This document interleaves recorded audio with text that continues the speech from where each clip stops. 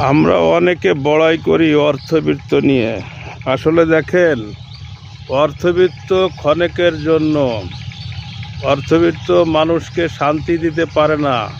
অর্থবিত্ত অশান্তি, আবার অর্থবিত্ত ছাড়া চলে না। কিন্তু তার মানে এই না আমরা সব কিছু ছেড়ে দিয়ে অর্থের পিছনে দৌড়বো। এই অর্থ একসময় আমার আপনার সকলের জম হয়ে দাঁড়াবে। তাই পরিশেষে আমি বলি কি, আমরা সকলে দিনের পথে চলি, আল্লাহর পথে চলি, সৎ পথে হাঁটি, নিজের জীবনকেও একটু রেস্ট দেই। এভাবে আমরা এগিয়ে যাব। এই তো আমাদের নিয়ম। এখানে আমার ভাই আছে, আমার দাদা ভাই। কেমন আছো তুমি? তোমার পরিচয়টা বলো, তোমার নাম কি? আমার নাম ফাহিম। এই যে আমার ভাই চলে আইছে ফাহিম, আপনাকে ভালোবাসা দিতে। ফাহিমের জন্য সকলে দোয়া করবেন। খুদা হাফেজ।